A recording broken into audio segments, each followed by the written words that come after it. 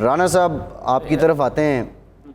رانا صاحب یہ بتائیے، مولانا صاحب کہہ رہے ہیں کہ پانی پلوں کے نیچے سے بہہ چکا ہے. آپ کو اس وقت کیا اپرچونٹی نظر آتی ہے خان صاحب کے پاس ابھی اپنی یہ وزارت عظمیٰ کی کرسی بچانے کے لیے؟ اگر میں کہوں کہ آپ ان کی سٹرینتھ کو میئر کریں تو اس وقت بھی خان صاحب کے پاس کیا سٹرینتھ ہے پارلیمان کے اندر؟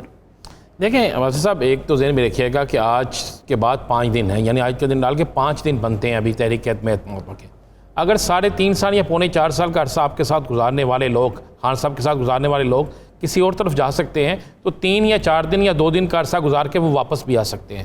یہ ایک تو ذہن میں رکھیے گا کہ ٹھیک ہے، اس وقت کوئی شک نہیں ہے کہ ایک بڑی تعداد جو ہے اپوزیشن کے پاس موجود ہے، اور اس تعداد میں زیادہ لوگ وہ ہیں جنہوں نے 3.5 سال مزے اڑائے ہیں، جنہوں نے مزے لیے ہیں، جو اقتدار میں رہے ہیں. اب وہ اس طرف چلے گئے ہیں، اور اگر واقعی پارلیمنٹ کے اجلاس سے پہلے ایک اہم اجلاس ہوتا ہے اور اس اجلاس پہ یہ چیز ثابت ہو جاتی ہے کہ اس باقاعدہ یہ جو تحریک اعتماد ہے، اس کے پیچھے کوئی اور ہاتھ ہے، کوئی اور قوتیں جو ہیں اس میں استعمال ہو رہی ہیں اور استعمال کر رہی ہیں، تو ذہن میں رکھیے گا پھر میچ کا آخری ڈے جو لاسٹ ڈے ہوگا اس پہ وکٹ جو ہے سیاسی وکٹ وہ کسی طرف بھی جا سکتی ہے، ٹرن بھی لے سکتے ہیں، اس سے عمران خان کی بولنگ بھی بہترین ہو سکتی ہے اور اس پہ کچھ لوگ آؤٹ بھی ہو سکتے ہیں. آج کا دن پہلا دن تھا میچ کا، اور سیاسی میچ کے پہلے دن میں اپوزیشن نے بہترین کام کیا، کئی وکٹیں گرائیں عمران خان کی. اب دیکھنا اگلے 4 دنوں میں کیا ہوتا ہے. لیکن اگلے 4 دن بڑے اہم 4 دن ہیں. ان 4 دنوں کی اہمیت کا آپ یہاں سے اندازہ لگا سکتے ہیں کہ آج کی جو بریفنگ تھی صحافیوں کے لیے، سینئر صحافیوں کے لیے، اس بریفنگ میں وہ چیز نہیں دکھائی گئی جو دکھائی جانی تھی. آج بھی انہوں نے 2 پتے کھیلے. ایک تو کہا کہ میں یہ خط صحافیوں کو دکھا رہا ہوں، سینئر صحافیوں کو دکھاؤں گا، کیبنٹ ممبرز کو دکھاؤں گا اور اپنے اتحادیوں کو دکھاؤں گا. وہ تمام لوگ جو 3 دن سے یہ مطالبہ کر رہے تھے کہ یہ خط جو ہے چھپا کیوں رہے ہیں، دکھاتے کیوں نہیں ہیں، اب وہ سارے کے سارے کہنا شروع کرنے جنہیں یہ خط نہ دکھائیں، مہربانی کر کے صحافیوں کو نہ دکھائیں، اتحادیوں کو نہ دکھائیں، کیبنٹ. بھئی عجیب بات ہے، تم ہی لوگ تو یہ کہہ رہے تھے 3 دن سے کہ یہ خط جو ہے اگر ایسا ہے تو عوام کے سامنے آنا چاہیے، عوام کو اعتماد میں. اب وہ لینے لگا ہے تو آپ ڈر گئے ہیں، خوفزدہ ہو گئے ہیں. آپ کہتے ہیں یہ تو آفیشیل سیکرٹ ایکٹ لگے گا اس پر اور یہ ہو جائے گا اور تعلقات. یہی تو عمران خان نے اتوار کو کہا تھا کہ یہ خط میں اس لیے پبلک نہیں کر رہا کہ پاکستان کے مفادات کو نقصان پہنچ سکتا ہے، پاکستان کے تعلقات خراب ہو سکتے ہیں.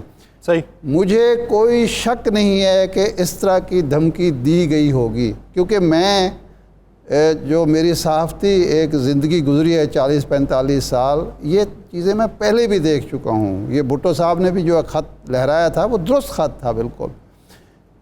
جرت اس سے پہلے بھٹو کے بعد کسی نے نہیں کی، نہ نواز شریف صاحب نے یا نہ یوسف رضا گیلانی صاحب نے، نہ محمد خان جنیجو نے، ارشاد صاحب ایک سیکنڈ میری بات آپ ارشاد صاحب ساتھ رہیے گا. فیصل جاوید صاحب نے، سینیٹر فیصل جاوید صاحب نے ہمیں جوائن کیا. بہت شکریہ فیصل صاحب. فیصل صاحب، یہ جو آج خطاب تھا وزیر اعظم صاحب کا، یہ کس لیے، کن وجوہات کی بنا پہ مؤخر کیا گیا ہے؟ یہ تھوڑی مصروفیات ہے، ابھی بھی پرائم منسٹر کی میٹنگ چل رہی ہیں اور خطاب فی الحال مؤخر کر دیا گیا ہے. اور عمران خان صاحب جو ہیں وہ 100% جیت رہے ہیں، بلکہ جیت چکے ہیں، اور قوم کو خوشخبری. اور انشاءاللہ عمران خان صاحب ڈٹ کے کھڑے ہیں اور آخری گیند تک مقابلہ بھی کریں گے اور جیت کے بھی دکھائیں گے. جی فیصل صاحب، میں ارشاد عارف بول رہا ہوں.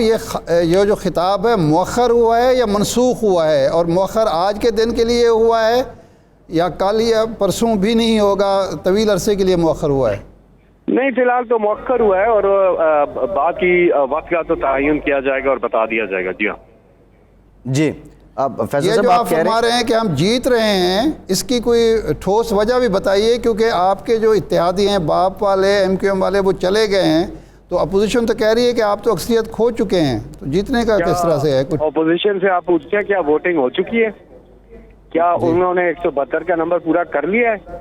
کیا ووٹنگ اسمبلی کے اندر ووٹنگ ہو چکی ہے جو یہ بات کر رہے ہیں؟ اس میں تو بھی ٹائم ہے.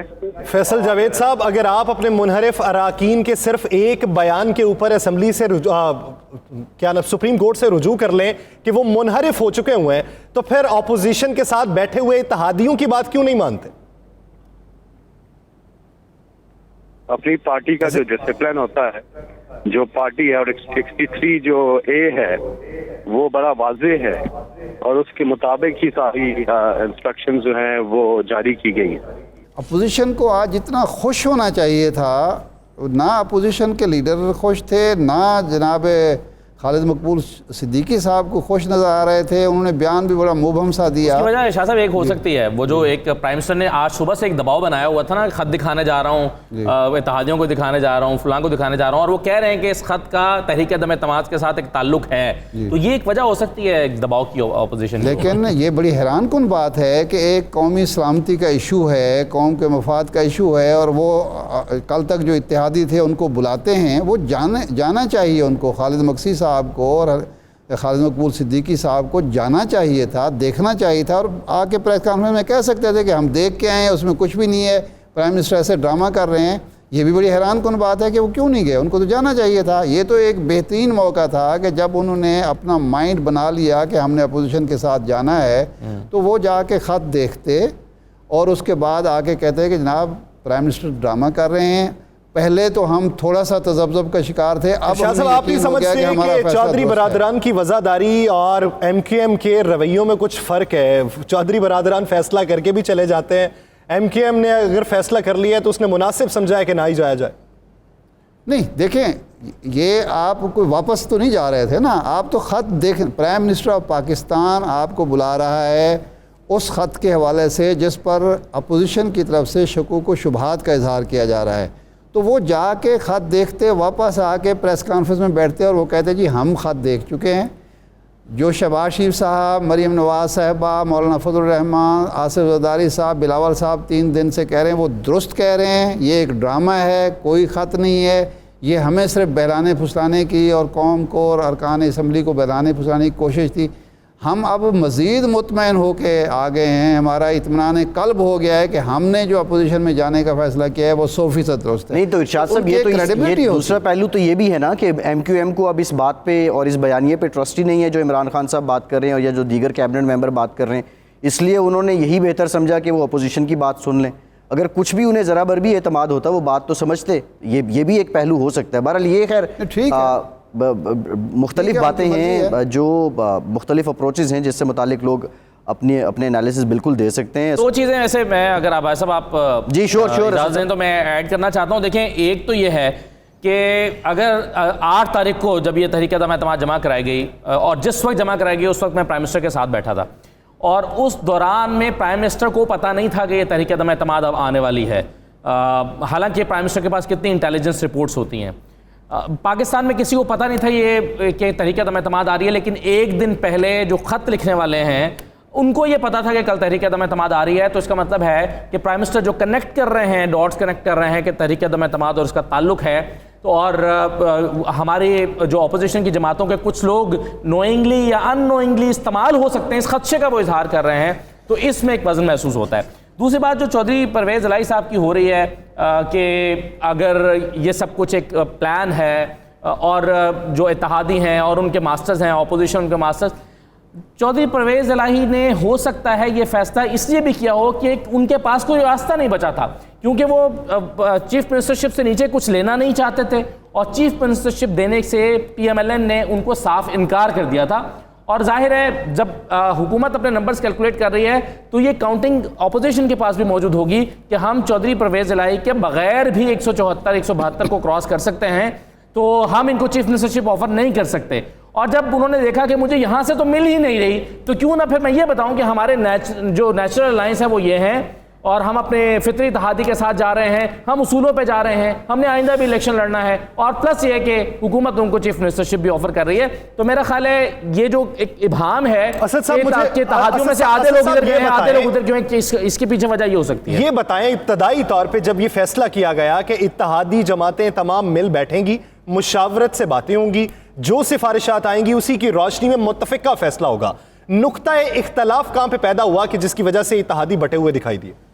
میرا خیال ہے چودھری پرویز الہی کو، جیسے میں نے پہلے کہا کہ ان کو بہتر آفر بھی ملی ہے حکومت کی طرف سے، اور اس سے زیادہ بات یہ ہے، وزندار بات یہ ہے کہ ان کو اپوزیشن کی طرف سے کچھ نہیں مل رہا تھا۔ چیف منسٹرشپ وہ چاہتے تھے، اس سے کم وہ چاہتے نہیں تھے، اور نون لیگ کسی قیمت پر ان کو دینے کے لیے تیار نہیں تھی، تو ان کے پاس کوئی راستہ نہیں تھا۔ دوسرا یہ ہے کہ اگر آپ سبسٹنس دیکھیں کہ ایم کیو ایم کو کیا ملا ہے، تو ایم کیو ایم کو جو چیز پی ٹی آئی آفر کر سکتی تھی، حکومت آفر کر سکتی تھی، کم و بیش وہی ملا ہے۔ اس کے علاوہ جو چیزیں ملی ہیں وہ صرف کاغذی باتیں ہیں۔ ان کو گورنرشپ مل سکتی ہے, پورٹ اینڈ شپنگ کی منسٹری مل سکتی ہے, یہ ان کو پیپلز پارٹی بھی دے دے گی, یہ ان کو حکومت بھی دے دے گی, لیکن جو اضافی چیزیں ان کو ملی ہیں اس کے بارے میں صرف آخری جملہ صرف میں یہ کہنا چاہوں گا کہ جو چیزیں پیپلز پارٹی نے اس کے علاوہ ایگریمنٹ میں ان کو دی ہیں, اس کے بارے میں یہ کہوں گا کہ معاہدے جو ہیں وہ قرآن و حدیث نہیں ہوتے, یہ ذہن میں رہے. جی بالکل ٹھیک ہے صاحب, لیکن نیچرلی دیکھا جائے تو جو سوٹ کرتا ہے, یہ چودھری پرویز لائی صاحب کا جو معاملہ ہے نا, میرا خیال ہے مس ہینڈلنگ بھی گورنمنٹ سے ہوئی ہے. جب یہ ملاقات ہوئی, یہ طے پا گیا کہ چودھری پرویز لائی صاحب وزیر اعلیٰ پنجاب ہوں گے, امیدوار ہوں گے وفاقی حکومت کے اور تحریک انصاف کے, تو فوری طور پر جو بیانات جاری ہوئے اور شہباز گل صاحب نے ٹویٹ کر دیا, میرا خیال ہے یہ ایک غیر سیاسی فیصلہ تھا. اس سے چودھری صاحب کو نقصان پہنچا, اس سے حکومت کو نقصان پہنچا. اگر 2-4 گھنٹے چودھری صاحب کو یہ فیصلہ جو ہے یہ خفیہ رکھا جاتا اور چودھری صاحب کو مل جاتے تو وہ جا کے ایم کیو ایم کو بھی شاید منا لیتے اور شاید باپ پارٹی جو ہے وہ اعلان نہ کرتی. لیکن جلد بازی کی وجہ سے ایم کیو ایم نے یہ سوچا, ایم کیو ایم اور باپ نے یہ سوچا کہ چودھری صاحبان اکیلے فیصلے کر رہے ہیں, اپنے مفاد کو دیکھ رہے ہیں, ہمیں بھی اپنا فائدہ دیکھنا چاہیے. ایک بات. دوسرا جو ایم کیو ایم کا معاملہ ہے, دیکھیں موجودہ حکومت کے ساتھ انہوں نے جو اتحاد توڑا ہے وہ 2 ان کی شکایات ہیں, وہ کہتے ہیں جو جن کا ازالہ نہیں ہوا. نمبر 1 کہ ہمارے جو 300 یا 200 یا 400 کارکن پکڑے ہوئے ہیں جن کو مسنگ پرسن قرار دیتے ہیں, ان کو رہا نہیں کیا گیا وعدے کے باوجود. دوسرا جو دفاتر ہیں ان کے وہ نہیں کھولے گئے. جی اچھا, جو مجبوری خان صاحب کی تھی وہی مجبوری موجودہ اتحادیوں کی بھی ہوگی.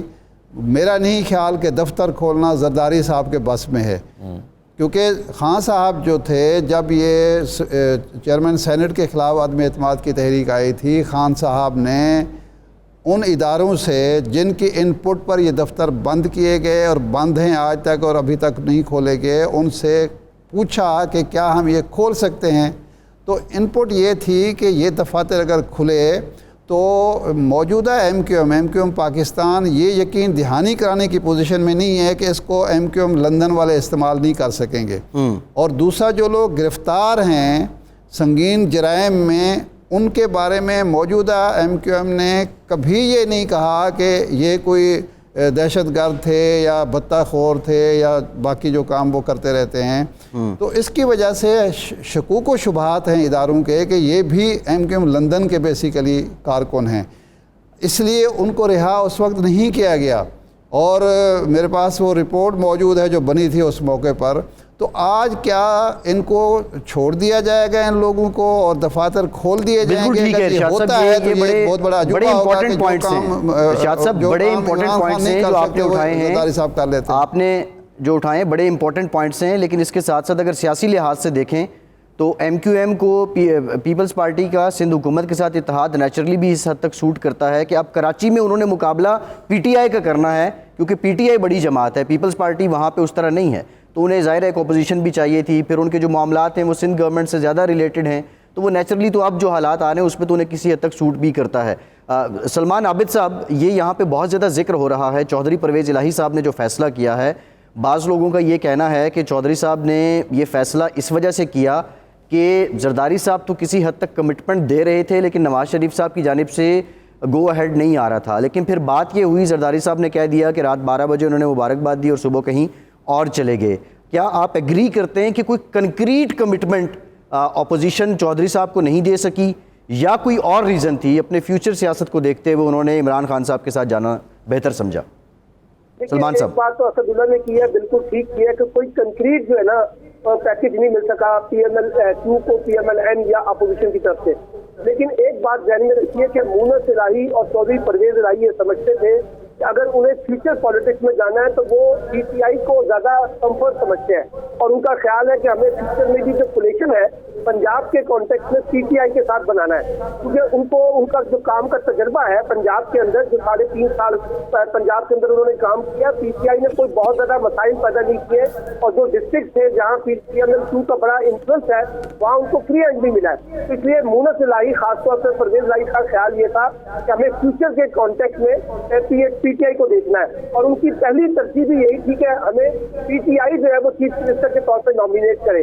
अपोजिशन का तो उन्होंने टूल इस्तेमाल किया था, उनका बड़ा तरफ तजुर्बा है PMLN की सियासत के साथ, और आसिफ अली जरदारी साहब को कुछ देने की पोजीशन में ही नहीं थे जिनसे वो ले सकते थे। तो मेरा ख्याल है कि उन्होंने, जिसे कहते हैं खब्बी दिखा के सज्जी और सज्जी दिखा के खब्बी वाला साहब था, एक्चुअली उन्होंने अपोजिशन का एक हवा क्रिएट कर दिया था कि वो हमें वज़ीर आला के तौर पे सामने ला रहे हैं, और फिर PTI को खासतौर पर डिफेंसिव होना पड़ा। और फिर इस वजह से भी आप देखिए कि जो फ्यूचर पॉलिटिक्स है पंजाब की खासतौर पे, ये दो बड़ी सियासी जमातों के दरमियान है, इसमें एक PTI है और एक PMLN है। तो जब मुकाबला इन दो बड़ी जमातों के दरमियान है तो मुस्लिम लीग काफ को तो सूट करता था, तो PMLN के मुकाबले में PTI के साथ अपनी फ्यूचर प्लानिंग जो है ना उसको रीबिल्ड करे। तो मुझे नहीं लगता कि PMLQ को यू टर्न लेगी इस सिचुएशन के अंदर, वो कंफर्ट फील करेगी कि PTI के साथ ही आगे चले।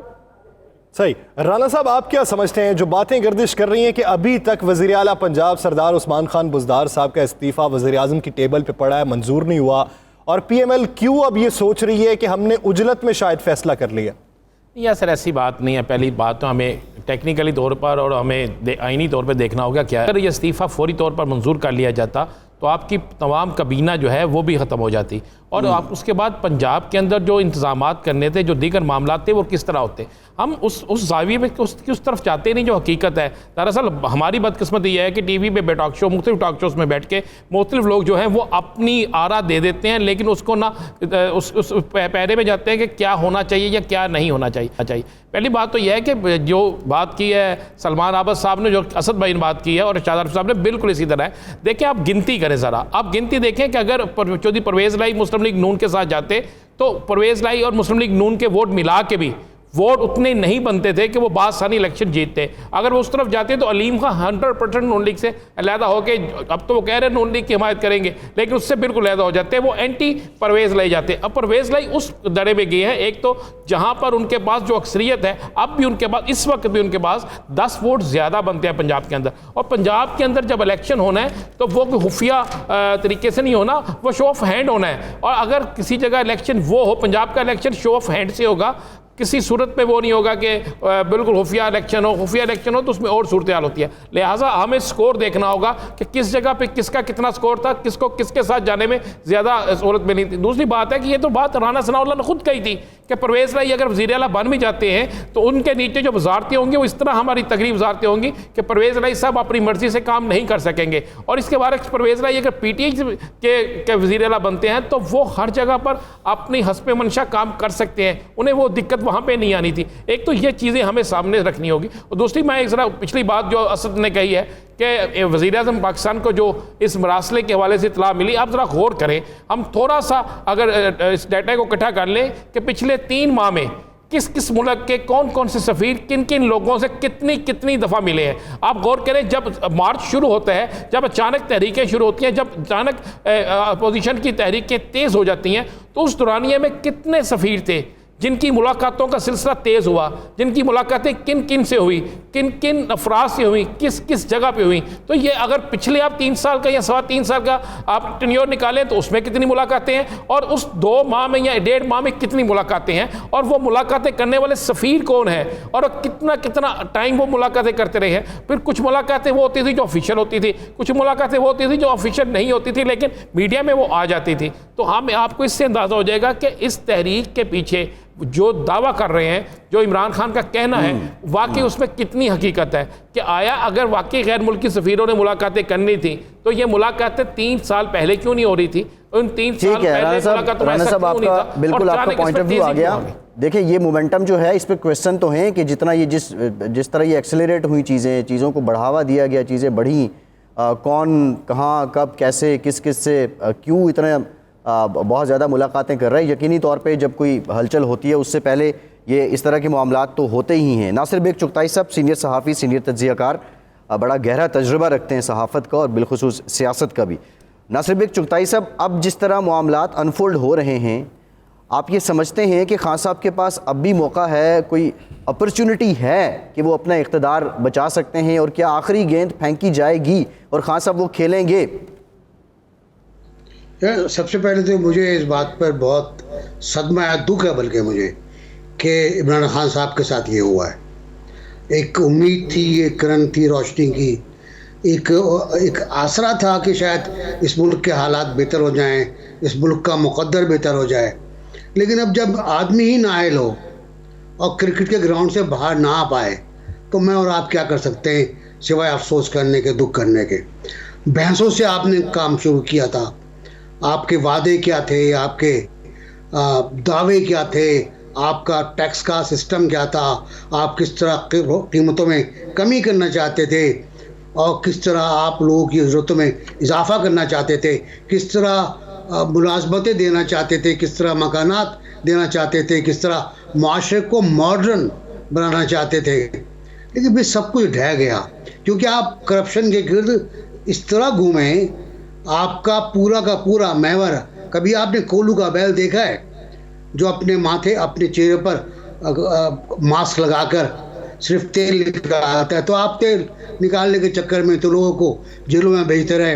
आपने रिफॉर्म्स नहीं किए, आपने वो रिफॉर्म्स नहीं किए जो आपने वादा की थी। मेरे पास पूरी लिस्ट है उन रिफॉर्म्स की, क्योंकि मैं 4 साल से इसी बात कर रहा हूँ कि उनको ये करना पड़ेगा, करना चाहिए और करना चाहिए के चक्कर में आज का दिन देख रहे हैं हम, जब इनके पास कुछ नहीं है, हाथ में ही कुछ नहीं है, और इन्होंने जो कुछ भी किया मुझे फिर अफसोस के साथ कहना पड़ रहा है कि एक मॉडर्न, एक तरक्की पसंद, एक रोशन ख्याल शख्स किस तरह ट्रैप हुआ है, किस तरह गिरा है उन मुनाफिकों के टोले में जो हर मौसम में किंजर झील से निकलते हैं और पंजाब तक पहुंचते हैं और दूसरी पार्टी में जाके बैठ जाते हैं, घोंसले बदल लेते हैं। तो हालात ये हैं कि जो कुछ किया हुआ है अपना किया हुआ है, और मैं बिल्कुल इस बात पर नहीं हूँ कि कोई ऐसी साजिश हुई है। कोई साजिश, नालायक थी अपोजिशन, कई बार नालायक का अपोजिशन को, कई बार नाअहल का अपोजिशन को, लेकिन उन्होंने मौके खुद फराहम कर चुगताई साहब, अब जब ख़त का जिक्र होने लगा है, ख़त के मंदरजात पे भी बात हो रही है, ट्रिपल कोडेड उसे ख़त कहा जा रहा है कि जो किसी ने तंबीह की है कि तहरीक अदम एतमाद आएगी, अगर वो नाकाम हुई तो फिर बख्शा नहीं जाएगा, कामयाब हो गई तो गुनाह माफ़ कर दिए जाएंगे। अब इस तरह की बातें जब मंजर आम पे आएँ और उसे सलामती काउंसिल की कमेटी में ले जाने की बातें हों, तो आपको यही लगता है, जो अपोजिशन को लगता है कि ये सिर्फ चूरन है? देखिए जी, बहुत से मंजर मैंने देखे, लेकिन असली मंजर मैंने देखा था जुल्फ़िकार अली भुट्टो का। राजा बाजार याद होगा आपको, पिंडी का? जी बिल्कुल। राजा बाजार में निकला था वो, और उसने खत लहराया था कि ये खत साइरस वेंस का है, और इसमें मुझसे कहा है कि चुप चुपाते बात कर लो, तकरीर मत किया करो। तो जाहिर सी बात है वो फैसला वहाँ हो चुका था। नासिर बेग चुगताई साहब भी साथ मौजूद हैं। इसी बीच हमें ज्वाइन कर चुके हैं जनरल रिटायर्ड अमजद शेख साहब। जनरल साहब बहुत मशहूर हैं आपके वक्त के। जनरल साहब, एक सवाल मेरा ये बनता है कि आप क्या समझते हैं कि 7 तारीख को अगर ख़त मौसूल हुआ और ख़त में पाकिस्तान को बाकायदा धमकी दी गई और ये कहा गया कि तहरीक अदम एतमाद की नाकामी की सूरत में फिर आपको सबरात उसके भुगतना पड़ेंगे, अगर कामयाब हो जाती है तो माफ़ कर दिया जाएगा, अगर इतनी हसास नौइयत की बातें थीं तो उसी वक्त फिर शेयर क्यों नहीं की गई आला हुकाम से, कैबिनेट से शेयर क्यों नहीं की गई? ये उस वक्त में क्यों शेयर की जा रही हैं कि जब इक़्तिदार को धचका लगने वाला? बिस्मिल्लाहिर्रहमानिर्रहीम। देखिए, मसला इक़्तिदार को धचका लगने वाले का नहीं है। असल चीज़ ये है कि हुकूमत बचती है तो वो इस चीज़ का, इस थ्रेट का अगर कुछ उन्होंने करना है, कौम को कॉन्फिडेंस में लेना है तो वो ले सकेंगे। अगर हुकूमत चले जाती है तो फिर आने वाले तो इसके बारे में कुछ नहीं कहेंगे, उनके लिए तो सहूलत ही सहूलत है, उनको तो बताया गया है। जो इनमें से मुलव्वस हैं लोग, वो तो इस खत को कहेंगे कि जी इसको दफन कर दें कहीं। सो वो पहली चीज यही है कि हुकूमत बचाई, लेकिन स्ट्रेटजी गलत थी। आप ये देखिए कि 7 मार्च को जब खत आया तो सबसे पहले उसी वक्त इसके लिए मनसूबाबंदी करने की जरूरत थी, क्योंकि खत आपके पाकिस्तान के लिए खतरात पैदा करने वाला खत है। वो आगाही आपको ये दे रहा है कि आपके मुल्क के लिए ये खतरात हो सकते हैं अगर आप नो कॉन्फिडेंस मोशन को नाकाम कर देते। लिहाजा इसके पाबंदी करनी चाहिए थी। नेशनल सिक्योरिटी कमेटी का इजलास होता, उसमें ये सारे ऑन बोर्ड होते और अल्टीमेटली एक रिस्पॉन्स वर्कआउट की जाती कि इसको कैसे हैंडल करना है। वो नहीं हुई। प्राइम मिनिस्टर ने इसको एक ट्रम्प कार्ड के तौर पे समझा और उसको 27 तारीख तक लटकाए रखा और 27 को आगे जलसे में बताया। तब लोगों को पता चला कि ये कोई खत है, लेकिन उसके बारे में भी शुबहत रहे। उस वक्त लोग कह रहे थे कि ये एक सियासी تماشا ہے کہ آپ لوگوں کو اس طرح بتا کے اپنی فیور میں کرنا چاہ رہے ہیں. تو اس کو بھی دوستوں کو سیریس نہیں دیا. سیریس لیا جاتا اگر یہ نیشنل سیکورٹی کمیٹی میں بات ہوتی اور ایک ریسپانس ورک آؤٹ ہوتی. اب بات یہ ہے کہ یہ جو خط یا اس کے مضمرات یہ تو ہمیں پتا تھا موجود ہیں, لیکن یہ ساری مشکلات بھی آپ کے لیے پیدا اسی وجہ سے ہوئی کہ جو آپ نے کام کرنے تھے یا جو بات آپ نے کی ان کو ڈپلومیٹک سٹائل میں نہیں کیا. آپ نے اگر یہ کہا ایبسولوٹلی ناٹ تو وہ کوئی لینگویج نہیں ہے جو کہ آپ استعمال کریں ایک سوال کو سامنے رکھتے ہوئے. اس کے لیے ہمیشہ آپ یہ کہہ سکتے ہیں کہ جناب آپ سے سوال ہوا کہ آپ اڈے دیں گے, آپ کہیں کہ جناب یہ بڑا سیریس قسم کا سوال آپ کا, اگر یہ درخواست کسی نے کی تو ہماری پارلیمنٹ فیصلہ کرے. تو آپ کے سر سے یہ بہت کر جاتا ہے, لیکن آپ ناٹ. تو بہت ساری اس طرح کی چیزیں ہیں جو کہ ہینڈلنگ میں خراب. پھر آپ دیکھیے کہ خان صاحب نے 7 مارچ کے بعد یہ ذہن میں رکھا کہ نو کانفیڈنس موو جو ہے یہ ناکام ہو جائے گی ویسے ہی, اور یہ جو پارٹنرز ہیں یہ لوگ ہیں یہ میرے ساتھ ہی رہیں گے اور میں کسی کے سامنے جھکوں گا نہیں, میں نے کسی سے بلیک میل نہیں ہونا. آخر میں آ کے ان سب کو آپ کو جا کے بات کرنی پڑی, آپ کو یا آپ کے لوگوں کو بات کرنی پڑی. اگر یہی لوگوں کو پہلے آپ کانٹیکٹ کر لیتے تو شاید ان کے لیے آسان ہوتا فیصلہ کرنا, لیکن آپ نے نہیں کیا. ہر چیز آپ کو کرنی پڑی, لیکن اس وقت پہ آ کے جب جنرل صاحب ایک ضمنی سوال یہ ہے, یہ تو جو حالات ہیں خان صاحب کی پولیٹیکل اسٹریٹجی وہ ہم سمجھتے ہیں کہ اگر یہ بہت سے کام پہلے کر لیے جاتے تو آج یہ دن نہ دیکھنے پڑتے, لیکن جو اسپیسیفکلی خط کا معاملہ ہے, خط کی حقیقت سے زیادہ خط پہ ابہام بہت زیادہ ہیں. ایون اس بات تک بھی ابہام ہے کہ یہ مراسلہ ہے یا یہ کوئی انٹرسپٹڈ میسج ہے یا باقاعدہ طور پہ ایڈوائزری ہے یا کوئی انالیٹیکل رپورٹ ہے, یہ کچھ بھی ابھی تک کلیئر نہیں ہے. لیکن آپ نہیں سمجھتے کہ اس وقت جو خط زیر بحث ہے, حکومت نے اس کو بحث میں لایا ہے, اپوزیشن بھی اس پہ صفائیاں دے رہی ہے, الٹیمیٹ نقصان جو ہے وہ نیشنل انٹرسٹ کو کہیں نہ کہیں جا کے ہو رہا ہے, اور تحریک عدم اعتماد کے ساتھ اس خط کو ریلیٹ کرنا آپ سمجھتے ہیں کہ یہ جائز ہے, یہ مناسب ہے؟ دیکھیے مناسب اس لیے ہے کہ کہا یہ گیا ہے کہ بیسک آبجیکٹو ہے اس حکومت کو ختم کرنا, تاکہ نو کانفیڈنس کامیاب ہوتی ہے یہ چلے جائیں, اور اگر یہ ناکام ہو جاتی ہے نو کانفیڈنس یعنی یہ حکومت اگر رہ جاتی ہے پیچھے تو پھر پاکستان کے لیے مشکلات. یہ اس وجہ سے اس حکومت کے لیے یہ بڑا اہم. ارشاد صاحب کی طرف بڑھ جاتے ہیں. ارشاد صاحب, جس طرح جنرل صاحب یہ بات کر رہے ہیں, جنرل صاحب بھی وہی بات کر رہے ہیں کہ خط موجود ہے, خط کے مضمرات پہ میں نہیں جاتا, لیکن جس طریقے سے اس کو ریویل کرنے کی کوشش کی گئی ہے, اسے ٹرمپ کارڈ سمجھا گیا, پلاننگ جو رکھی گئی ہے اس میں لوپ ہولز تھے جس کا خمیازہ بھگتنا پڑ رہا ہے. دیکھیں یہ تو اعتراض ہم بھی کر سکتے ہیں, کوئی اور بھی کر سکتا ہے. مسئلہ یہ ہوتا ہے کہ جس آدمی پر ذمہ داری عائد ہوتی ہے یا جو ان معاملات کو ڈیل کر رہا ہوتا ہے, یہ فیصلہ اس نے کرنا ہوتا ہے کہ میں نے کس وقت کیا قدم اٹھانا ہے. مشورہ دینا آسان ہے, لیکن جو آدمی دیکھیں نا, آج وہ یہ خط جو تھا خطاب کرنا چاہتے تھے, ان سے ریکویسٹ کی گئی جی آپ خطاب نہ کریں, روک دیا گیا.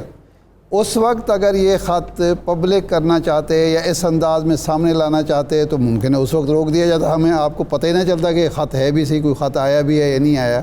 تو اس آدمی نے دیکھا ہوگا کہ کون سا مناسب وقت ہوگا کہ جب اس کو میں ظاہر کروں اور کہاں کس موقع کس جگہ پہ ظاہر کروں. انہوں نے سمجھا کہ عوام کا ایک جمع غفیر ہے, اس کے سامنے میں ظاہر کروں گا. ایک تو یہ ہے کہ لوگ چونکہ وہ ایک چارج کراؤڈ ہوگا, وہ اس کی جو سنگینی ہے اس کو محسوس کریں گے. اگر میں کسی ٹی وی انٹرویو کے دوران اس کی بات کر دوں تو شاید اس طرح سے اس کو سمجھا نہ جائے. دوسرا, ہر سیاستدان ہمیشہ ہر معاملے سے اپنا سیاسی فائدہ دیکھتا ہے, سیاسی فائدہ اٹھانے کی کوشش کرتا ہے. یہ نہیں ہوتا. بھٹو صاحب جب وہ راجہ بازار میں جا کے لہرا رہے تھے, وہ قومی اسمبلی میں بھی لہرا سکتے تھے, قومی اسمبلی تو موجود تھی, لیکن انہوں نے مناسب نہیں سمجھا قومی اسمبلی میں وہ بات کرنا, وہ جا کے راجہ بازار میں کی, کیونکہ ان کے نزدیک وہ موضوع جگہ تھی. بیسیکلی بحث اسی پر ہونی چاہیے کہ اگر یہ خط موجود ہے, یہ دھمکی ہمیں ملی ہے, تو یہ دھمکی عمران خان کو نہیں ملی, یہ پاکستان کو ملی ہے, پاکستان کی خارجہ پالیسی کو ملی ہے, پاکستان کی خودداری کو ملی ہے, پاکستان کی قومی غیرت کو للکارا گیا ہے. تو اس کے ساتھ ڈیلنگ جو ہے حکومت کی, اپوزیشن کی, میڈیا کی, لیکن ارشاد صاحب یہاں پر سوال یہ بنتا اسی ہے انداز کہ میں ہونی اگر چاہیے. یہ نہیں دیکھنا چاہیے کہ عمران کو اس کا کیا فائدہ ہے, عمران کو کیا نقصان ہے. ارشاد صاحب اگر عمران خان صاحب کو ہی ملی ہے تو انہیں پاکستان سے علیحدہ کیسے کیا جا سکتا ہے کہ جب آپ ایک چیئر پہ بیٹھے ہوں تو دھمکی آپ کو ملی تو وہ انڈائریکٹ پاکستان کو ہی دھمکی ملی؟ تو میں تو یہ بالکل یہی ہے, اور کیا ہے.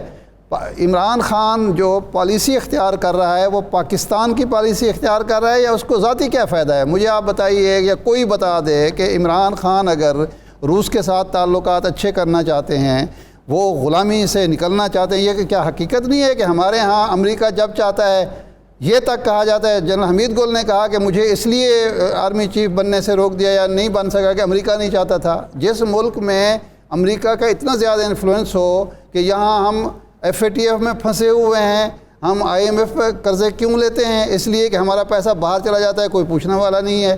ہمارے ہاں جو لا لیسنس ہے کیا وہ ہماری اس غلامی کا نتیجہ نہیں ہے؟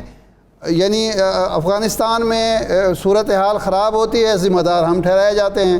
امریکہ ناکام ہوتا ہے, ذمہ دار پاکستان ہے. تو اگر وہ اس پالیسی سے نکلنا چاہتا ہے تو اس کو کیا فائدہ ہے ذاتی طور پر؟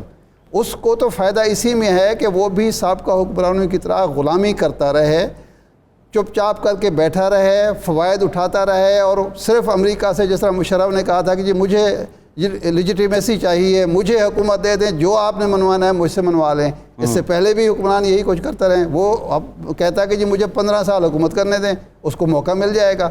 اگر وہ ایک رسک لے رہا ہے تو وہ پاکستان کے لیے لے رہا ہے, وہ قوم کے لیے لے رہا ہے, اور اس کی اس پالیسی کی اگر مخالفت ہو رہی ہے اس لیے ہو رہی ہے کہ پاکستان اپنے پاؤں پر کھڑا ہونے کی کوشش کر رہا ہے. پاکستان یہ سمجھ رہا ہے کہ اگر ہم سے 2 سال بعد آزاد ہونے والا یا انقلاب لانے والا چائنا اب امریکہ کے مد مقابل آ سکتا ہے, جبکہ 85 تک ہم سے وہ بہت پیچھے تھا, تو ہم بھی کر سکتے ہیں. جنوبی کوریا سے آگے سے ہم بھی ہو سکتے ہیں. اگر وہ یہ ہو رہا ہے تو یہ کو ہماری غیرت کو ہے. جی بالکل ٹھیک ہے. اسد صاحب آپ کی طرف بھی آؤں گا, لیکن ناصر بیگ چغتائی صاحب اس سے پہلے راجہ بازار کی بات کر رہے تھے, بھٹو صاحب کی بات کر رہے تھے.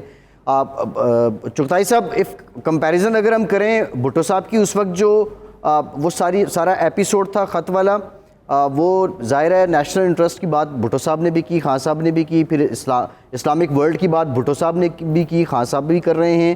اپنی ایک آزاد خارجہ پالیسی کی بات بھٹو صاحب بھی کرتے تھے, خان صاحب بھی کر رہے ہیں. ان دونوں کے کمپیریزن میں اگر ہم دیکھیں تو جو پولیٹیکل اینگلنگ تھی دونوں شخصیات کی ایسے میٹرز کو لے کے, آپ کیا سمجھتے ہیں کہ دے were right on that time, دونوں نے اس کا فائدہ اٹھایا؟ اور چغتائی صاحب میں اس میں ایڈ آن کر دوں کہ وزیر اعظم عمران خان نے اسی جلسے میں بھٹو صاحب کی تعریف بھی کی ہے. انہوں نے کہا ہے کہ میرے شخصی اختلاف ہو سکتے ہیں ان سے, لیکن وہ جیسی خارجہ پالیسی بناتے تھے میں ان کو مانتا ہوں, اور ان کا جب وہ ذکر کر رہے ہیں تو انہی کے طریقہ کار کے مطابق خط بھی لہرا رہے ہیں. تو کیا یہ حسن اتفاق لگتا ہے آپ کو؟ پہلے تو آپ جو پورا فرد جرم ہے بھٹو صاحب پر وہ دیکھ لیں نا کہ فرد جرم کیا ہے. شمالی کوریا کی حمایت, ویتنام کی حمایت, تیسری دنیا کو اکٹھا کرنے کا کوشش, اسلامی سربراہ کانفرنس کا انعقاد, اور اسلامی سربراہ کانفرنس سے پہلے مشورہ کر کے امریکہ پر آئل ایمبارگو لگوانا, اور اس کے بعد بھی آئل ایمبارگو لگوانا, امریکہ کے خلاف کارروائیاں, اور اس کے بعد آپس کے ملکوں کو یکجا کر کے, UAE کی بات کر رہا ہوں میں آپ سے, یکجا کر کے قوت بنانا. یہ سب چیزیں ایسی تھی, اور پھر اس کے بعد آپ لوگ برا مان جاتے ہیں. میں کہتا ہوں اس کا سب سے بڑا جرم قادیانی مسئلے کو حل کرنا تھا پاکستان کے اندر, جس نے پتہ نہیں کتنی جانیں لے لی تھی. وہ بقول بھٹو کے یہ میرا پروانہ موت ہے جس پہ میں سائن کر رہا ہوں. تو یہ چیزیں تھیں. ان کے کھاتے میں کیا ہے سوائے یوکرین کے؟ مجھے بتا دیں کیا ہے کھاتے کے اندر؟ نہ ایٹم بم ہے, نہ ایٹمی پلانٹ ہے, نہ کوئی ایٹم بم کا دھماکہ ہے, نہ کشمیر کی واپسی ہے. کشمیر اینکس ہو گیا, ٹھنڈے پیٹوں بیٹھ گئے ایک تقریر کرنے کے بعد, اور کہا میں سفیر ہوں, سفارت بھی نہیں کی. تو میں نہیں سمجھتا کہ بھٹو کا, ہاں امیدیں بہت تھیں اس سے زیادہ, میں نے جیسے پہلے عرض کیا بہت سی امیدیں تھیں جو پوری نہیں ہو پائی. ایبسلیوٹلی ناٹ بھی تو ہے نا, پوری نہیں ہوئی. ناصر صاحب ایبسلیوٹلی ناٹ بھی تو ہے ان کے کھاتے میں. میں خط کے بارے میں بات کرنا چاہ رہا ہوں. یہ خط نہیں ہے میرے بھائی, یہ ایک سچویشن رپورٹ ہے جو آپ کے ایک ایمبیسڈر نے لکھ کے بھیجی ہے کہ میں نے یہ سنا. میں نے کوئی ملک آپ کو براہ راست سے لکھ کے نہیں بھیجے گا کہ میں تجھے دیکھ لوں گا, تو باہر نکل کے دیکھ. کوئی نہیں لکھ کے بھیجے گا کوئی ملک. ڈپلومیسی کی ایک خاص لینگویج ہوتی ہے. جیسا کہ کسنگر نے اگر بھٹو سے کہا تھا برہنہ الفاظ میں کہ میں تمہیں تاریخ کا میں عبرت بھی بنا دوں گا, تو بنا دیا نا اس نے. لیکن بھٹو تاریخ میں زندہ ہو گیا, وہ زندہ ہو گیا. اور بھٹو صاحب نے کہا تھا کہ میں تاریخ کے ہاتھوں مرنا پسند نہیں کروں گا. یہ تو فلسفہ ہے. دیکھیں یہ انٹلیکٹ ہے. یہ ایک تھرڈ ورلڈ کا ایک لیڈر تھا جس کو مار دیا گیا. یہ تو فرسٹ ورلڈ کا بھی نہیں ہے, سیکنڈ ورلڈ کا بھی نہیں ہے, تھرڈ ورلڈ کا بھی نہیں ہے. ابھی تو اپنے ملک کا لیڈر نہیں ہے. جی ٹھیک ہے. اسد صاحب یعنی آپ کی بھٹو طرف صاحب آتے ہیں. کے ساتھ جو ہوا وہ غلط تھا, جو عمران خان کے ساتھ ہو رہا ہے ٹھیک ہو رہا ہے. نہیں, یہ بھی کیا ہو رہا ہے ان کے ساتھ؟ یہی تو رونا رو رہے ہیں ہم اتنی دیر سے بیٹھ کے. ہو کیا رہا ہے ان کے ساتھ بتائیں نا مجھے آپ. اگر اس میں دورہ روس کا ذکر ہے, اگر روس کے دورے سے جانا گیا, پرائم منسٹر ہاؤس میں ریڈ ہوا, انہیں گرفتار کر کے مری بھیجا گیا, 20 بچوں کو قید خانے میں ڈالا گیا, پھر مقدمہ چلا, جھوٹا مقدمہ چلا, پھانسی دی گئی. کیا ہوا ان کے ساتھ؟ لیکن یہ ساری باتیں تو کہی گئی ہیں نا تحریک عدم اعتماد کی ناکامی کی صورت میں پھر آپ کو بھگتنا کس نے کہی ہیں؟ کس نے کہی؟ یہ تو خط کے مندرجات کے حوالے سے شکتائی صاحب بات ہو رہی ہے نا. اچھا دیکھیں, یہ جغرائی صاحب یہ سوال تو موجود ہے, اور میں ابھی محیط پیرزادہ صاحب چونکہ مل کر آئے ہیں آج, تو میں ان سے بھی یہ فیل لینے کی کوشش کر رہا تھا کہ ان کے خیال میں یہ خط براہ راست ایک دھمکی ہے جو لکھا گیا ہے, یا پھر یہ کسی اور پاکستان کے کسی دوست ملک کی انٹیلیجنس کی طرف سے انٹرسپٹ کی گئی معلومات ہیں جو انہوں نے پاکستان کو خط کی صورت میں لکھ کر بھیجی ہیں. تو یہ ظاہر ہے معاملہ ہمارے علم میں نہیں ہے, لیکن ہمیں مجموعی طور پر اس کے مندرجات کا اس لیے پتہ ہے کہ ابھی سینیٹر فیصل جاوید نے بھی کہا کہ اگر تحریک عدم اعتماد, اس خط میں لکھا ہے کہ تحریک عدم اعتماد کامیاب اگر نہیں ہوتی تو پاکستان کو کانسیکوینسز فیس کرنا پڑیں گے. اب یہ جو معاملہ ہے, یہ جو اس سطح تک لے گئے ہیں عمران خان اور ان کی حکومت, کہ اب اس کو یہ ایک بہت امپورٹنٹ معاملہ بن گیا ہے.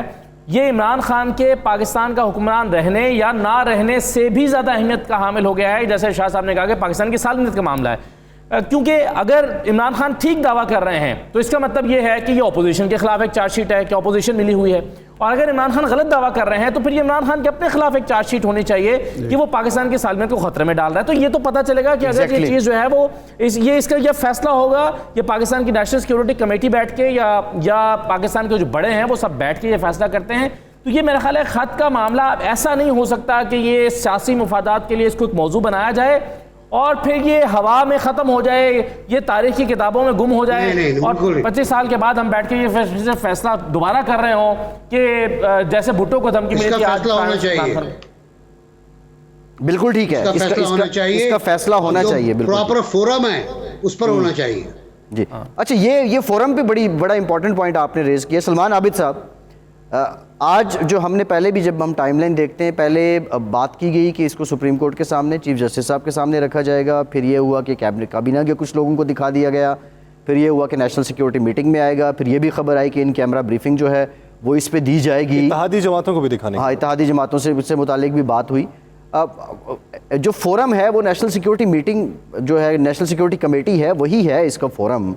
لیکن سلمان عابد صاحب, آپ سمجھتے ہیں کہ حکومت نے کچھ مس ہینڈلنگ اس جگہ کی ہے کہ اس سے متعلق کوئی سالڈ پاتھ وے نہیں اپنا سکے, کہ ایک جگہ اس کو رکھ کے اس پہ ڈیبیٹ ہوتی ہے اور کوئی ایک جامع بات سامنے آتی, بجائے اس کے کہ کنفیوزنگ سٹیٹمنٹس آ رہی ہیں؟ میرا خیال ہے دیکھیے وقفے سے جب چیزیں آ رہی ہیں, یعنی جس وقت پرائم منسٹر نے اس کا انتخاب کیا تو بہت سے لوگوں نے کہا کہ قومی سلامتی کمیٹی کے میں جانا چاہیے, اب اس کی بات بھی آ گئی ہے. لوگوں نے کہا کہ ان کیمرہ سیشن میں جانا چاہیے, اس کی بات بھی سامنے آ گئی ہے. لوگوں نے کہا کہ میڈیا کو دکھانا چاہیے, ان کی بات بھی سامنے آ گئی ہے. تو میرا خیال ہے کہ چیزیں جیسے اسد کہہ رہے تھے کہ چیزیں تو کھلیں گی, اور اب یہ نہ کہے کہ اس کی سینسٹیوٹی نہیں ہے, اس کی سینسٹیوٹی ہے. تبھی یہ بات کی جا رہی ہے کہ جب اس کا ان کے اندر سیشن ہو, تبھی یہ بات کی جا رہی ہے کہ قومی سلامتی کمیٹی کی بات ہو. لیکن دیکھیے ایک بات جو ابھی شاہداری صاحب کہہ رہے تھے, پاکستان اس وقت اپنی جو خارجہ پالیسی ہے اور جو علاقائی پالیسی ہے اس کو ریوزٹنگ کرنے جا رہا ہے. آپ کا نیشنل سیکیورٹی پالیسی کا ڈاکومنٹ ہے, وہ واضح طور پہ کہہ رہا ہے کہ پاکستان. سلمان صاحب, مان لیا سینسٹیوٹی ہے اس کی, فرض کر لیں جو بات اس میں ہے وہی سچ ثابت ہوتی ہے, تحریک عدم اعتماد کامیاب ہو گئی، اس کے بعد خط کے مندرجات کو دیکھتے ہوئے آپ خارجہ پالیسی کیا دیکھ رہے ہیں؟ دیکھیے خارجہ پالیسی میں آپ سے کہہ رہا ہوں کہ پاکستان نے جو نیشنل سیکورٹی پالیسی کا ڈاکومنٹ بنایا اس کا تعلق تحریک عدم اعتماد کی کامیابی اور ناکامی سے نہیں ہے. اس کا تعلق یہ کہ پاکستان نے ایک لانگ ٹرم اپنا ایک روڈ میپ بنا لیا کہ ہم نے اس کانٹیکس میں جانا ہے. اب اس پر رکاوٹیں پیدا ہو رہی ہیں ان بڑی طاقتوں کی جو پاکستان کی جو ڈیزائن کی بھی پالیسی ہے اس سے انحراف کر رہے ہیں اور وہ چاہتے ہیں کہ پاکستان کو دباؤ ڈالا جائے. شاہ محمود قریشی نے کہا کہ ہم پہ بڑا دباؤ تھا کہ رشیا کا دورہ نہ کیا جائے، چین کے بارے میں ریزرویشنز ہیں، تو اس لیے اور جو ریجنل کنیکٹیوٹی کی اور جیو اکنامکس کی بات ہو رہی ہے تو مجھے یہ لگ رہا ہے کہ سارا جو پریشر آ رہا ہے اس کے اندر آپ کیسے اس کو رول آؤٹ کر سکتے ہیں کہ جی باہر کی قوتیں جو ہے اس پورے کھیل میں انگیج نہیں ہوں گی؟ بالکل ہوں گی کہ آپ ان کے نیشنل ان کے جو انٹرسٹ ہے اس کے اوپر ضرب لگا رہے ہیں. جب آپ کہہ رہے ہیں ایبسولوٹلی ناٹ کہہ رہے ہیں، آپ یورپین یونین سے یہ کہہ رہے ہیں کہ جناب آپ ہمیں تو خط لکھ رہے ہیں لیکن کیا آپ نے ہندوستان کو خط لکھا ہے اس کے بارے میں؟ تو میرا خیال ہے کہ ایک اپنے پاکستان کا جو حالیہ بحران ہے. ٹھیک ہے سلمان صاحب ان پہلوؤں کو نظر انداز نہیں کیا جا سکتا. بالکل ٹھیک بات آپ کی سلمان صاحب. کنول شوذب صاحبہ پاکستان تحریک انصاف کی ایم این اے ہیں، وہ بھی ہمیں جوائن کر چکی ہیں. کنول صاحبہ تھینک یو ویری مچ. آپ سے بھی بات کریں گے لیکن رانا صاحب پنجاب کی جو سیاست ہے بہت باریک بینی ہے آپ کی، اس پہ بڑی گہری نظر ہے. جو علی موسیٰ گیلانی صاحب نے شاہ محمود قریشی صاحب پہ الزام عائد کیا کہ یہ خط دفتر خارجہ کے کسی افسر سے شاہ محمود قریشی نے لکھوایا ہے اور پھر یہ پرائم منسٹر تک پہنچایا گیا ہے، کیا یہ محض ملتان کی ایک سیاست ہے اور انہوں نے موقع دے کے طاق دیا شاہ محمود قریشی صاحب پہ، یا اس میں کوئی حقیقت کے قریب بات ہو سکتی ہے؟ اور اگر حقیقت کے قریب بات نہیں ہے تو آپ کیا سمجھتے ہیں کہ کتنی سنگین کارروائی ہو سکتی ہے علی موسیٰ گیلانی صاحب کے خلاف، یہ محض ایک سیاسی بیان ہی لیا جائے گا؟ رانا صاحب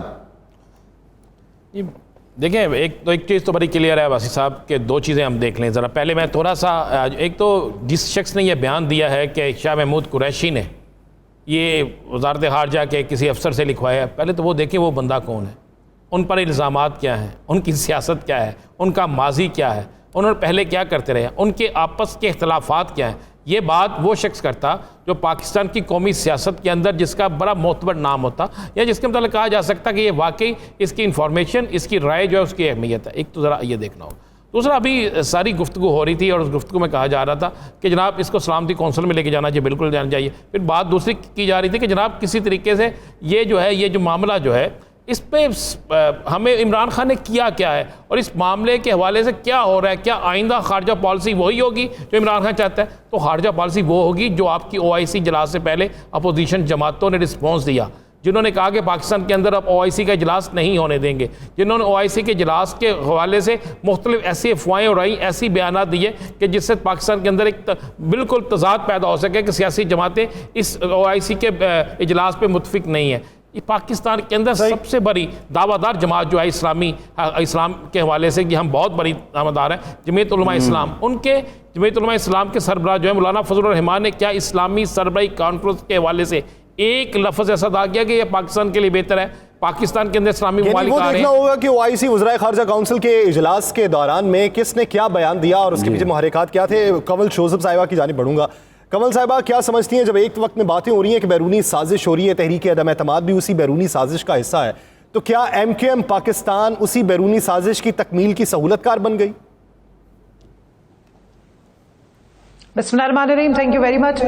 اگر مجھے اجازت دیں تو جو آپ نے عظیم صاحب سے بات پوچھی میں اس پہ ایک کامنٹ کرنا چاہ رہی تھی. جو علی موسیٰ گیلانی صاحب نے ایک انتہائی غیر ذمہ دارانہ بیان داغا ہے، تو میں اس سلسلے میں یہ بتانا چاہ رہی ہوں کہ جس طرح رانا صاحب نے کہا، میں انہی کی بات کو آگے بڑھاؤں گی.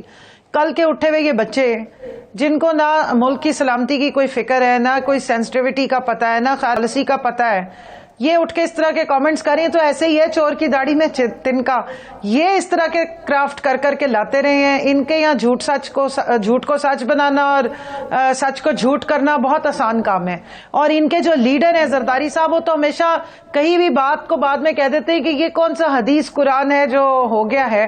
تو اس لیے ان سے آپ یہی امید رکھیں. ابھی جو آپ تماشے دیکھ رہے ہیں کہ متحدہ قومی موومنٹ اتفاق کی بات ہے، ہمارے ساتھ الائز رہے، ہم نے ان کا بڑی محبت بھی کی، میں ان کے خلاف کوئی بیان نہیں دوں گی، لیکن مجھے حیرت اس بات پہ ہوئی کہ 1992 سے لے کے 1999 تک جن کے مہاجروں کے خلاف آپریشنز کیے گئے، آج انہی کے بیچ میں بیٹھ کے تو خالد مقبول صدیقی صاحب نے ایک ایگریمنٹ سائن کیا اور ان لوگوں کے ساتھ سائن کیا ہے، کمل صاحبہ بھی سائن کیا تھا۔ ایم کیو ایم اب جو کٹ پتلیاں ہیں، شہباز شریف، آصف زرداری، مولانا فضل الرحمان، ان کے ساتھ جا ملی ہے، تو کیا اب وہ بھی اس سازش میں آپ کے خلاف آلہ کار بن چکی ہے؟ دیکھیں، میں صرف اتنا کہوں گی کہ وزیر اعظم عمران خان صاحب نے آج تمام جو ہمارے الائز تھے ان کے جو ہیڈز ہیں ان کو انوائٹ کیا تھا تاکہ وہ بھی آ کر اس جو ڈاکیومنٹ ہے اس کو دیکھ لیں۔ یہ ڈی کلاسیفائڈ نہیں ہے ابھی فی الحال، یہ ایک اس کے ڈپلومیٹک نارمز بھی ہیں، ایک سیکرٹ بھی ہے کہ اس کو اس طریقے سے پبلک نہیں کیا جا سکتا، تو انہوں نے معذرت کر لی۔ میں سمجھتی ہوں کہ ان کو موقع دیا گیا تھا کہ وہ آ جاتے۔ یہ سازش ہمارے خلاف نہیں ہے، یہ تو ملک کی عزت، حمیت، ایک آزاد خارجہ پالیسی اور آنے والی نسلوں کی غلامی سے جڑی ہوئی ہے۔ تو ہمارا کیا ہے، دیکھیں حکومتیں تو آنی جانی ہیں، ہم کیریکٹرز ہیں، ملک کی سلامتی سب سے ضروری ہے، ہم آج ہیں کل نہیں ہیں، لیکن جو سب سے زیادہ میٹر کرتی، اسٹیٹ میٹر کرتی ہے، آپ کا ملک میٹر کرتا ہے اور اس کی پالیسیز میٹر کرتی ہیں جو آنے والی نسلوں پہ امپیکٹ ڈالتی ہیں۔ تو میں سمجھتی ہوں کہ انہوں نے ایک چانس مس کیا ہے اور وزیر اعظم کا مقصد بھی یہی تھا کہ جانے میں تو جو کر رہے ہیں وہ کر رہے ہیں، ان کا ہمیں بھی پتہ ہے کہ وہ سازش میں اعلی کار بن گئے ہیں یا نہیں؟ کمل صاحبہ، وہ اس سازش میں اعلی کار بن گئے ہیں یا نہیں؟ میں بتا تو رہی ہوں آپ کو، میری بات سن لینا۔ سازشی تو مین جو بنا ہے وہ ہے نواز شریف کا کیریکٹر جو لندن بیٹھا ہوا ہے، پلیٹلیٹس اپنی پلیٹلیٹس کے لیے جو پھکیاں جو ہے حمد اللہ محب سے لے رہا ہے، جو پاکستان کو خدا نخواستہ براثل جیسی گندی غلیظ گالی دیتا ہے، اس کی زبان نہیں کھینچی گئی ان سے ملنے کو۔